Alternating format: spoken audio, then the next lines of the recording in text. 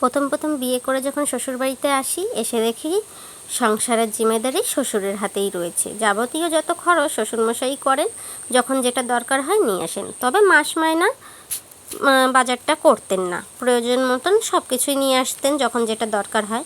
2 মাস যেতে না যেতে বলল, সংসারের জিম্মেদারি তোমরা এখন নাও। তখনই আমার মনে হলো, শ্বশুরমশাই আগে থেকে যদি মাস মায়না বাজারটা করতেন, তাহলে আজকে সংসারে যা রোজগার হচ্ছে সেখান থেকে কিছু দিয়ে বলতাম, আপনি যেমনভাবে মাস মায়না বাজার আনতেন তেমনভাবেই নিয়ে আসেন। কারণ তার একটা অভিজ্ঞতা থাকতো যে মাসের বাজারে কতটুক জিনিস কত পরিমাণে আনলে পুরো মাসটা আমার হয়ে যাবে। সেই কারণে শ্বশুর যেহেতু করেন না, তাই আমি নিজের হাতেই শুরু করলাম মাস মায়না বাজার।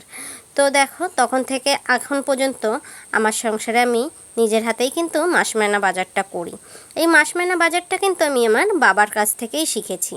ছোটোবেলা থেকে দেখে আসছি বাবা নিজের হাতে গুছিয়ে মাস মায়না বাজারটা করে নিয়ে আসতেন। আর এই দেখো, এই ম্যাগিগুলো এনেছি, আমার বর আর মেয়ে কিন্তু খুব ভালো খায়, সেই কারণে। তো আমি তো খাই না, তাই মাসের বাজারে এগুলো নিয়ে আসলাম। আর এখানে দেখো, 1 প্যাকেট কিন্তু সয়াবিনও নিয়ে আসছি। এই সয়াবিনটা কিন্তু আমার বর ভালো খায়, তো এই 1 প্যাকেটই এনেছি, মাস হয়ে যাবে, কারণ ও একাই খায়, আমাদের তো পছন্দ না, সেই কারণে। আর এই চা পাতাটার সঙ্গে একটা বোতল দিয়েছে, দেখো কত সুন্দর বোতলটা, খুবই সুন্দর হয়েছে বোতলটা।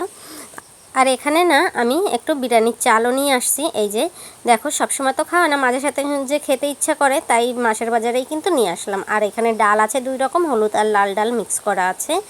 তো আর এখানে 1.5 কেজি চিনি, তো এই 1.5 কেজি চিনিতেও আমার মাসটা কিন্তু উঠে যাবে। তো ওই আর কি, যাই বলছিলাম যে আমি বাজারটা বাবার কাছ থেকেই শিখেছি। ছোটোবেলা দেখতাম বাবা নিজের হাতে সুন্দর গুছিয়ে বাজার করে নিয়ে আসতো। মা কিন্তু একটা লিস্টও বানিয়ে দিত না, আর বাবা কখনো বলতো না যে লিস্ট বানিয়ে দাও। বাবার খুব সুন্দর একটা অভিজ্ঞতা ছিল যে সংসারে কতটুক জিনিস কত পরিমাণে আনলে আমার পুরো মাসটা হয়ে যাবে। সেই কারণে কিন্তু বাবাই মাসের বাজারটা করে নিয়ে আসতো। তখন বাবার খরচ কম ছিল, আর এখন আমার খরচ অনেকটাই বেশি। কেন জানো তো, তখন জিনিসের দাম কম ছিল করে বাবার খরচটা একটু কম ছিল। এখন কিন্তু জিনিসের দাম অনেকটা বেশি হয়ে গেছে, আমরা সবাই জানি। আর সেই কারণে কিন্তু সেম বাজারে কিন্তু খরচ বেশি। দেখো, সেটা ভাবলে তো হবে না, সংসার করতে গেলে খরচও করতে হবে, তাই না?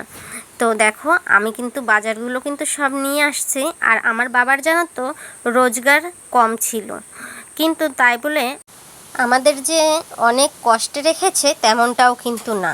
আমার বাবা কিন্তু আমাদের কষ্টে কখনো রাখেনি, খাওয়া দাওয়ায় কিন্তু কখনো কষ্ট দেয়নি। আর মাসের বাজারটা কিন্তু বরাবরই করতো।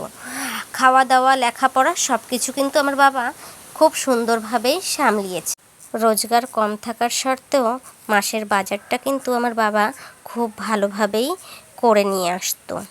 তো চলো, আমিও আজকে বাজার করে নিয়ে আসছি, আর সেটাই কিন্তু তোমাদের সঙ্গে শেয়ার করলাম। তো আজকের মতো আমি এখানেই শেষ করছি, আবার পরে দেখা হবে। টাটা।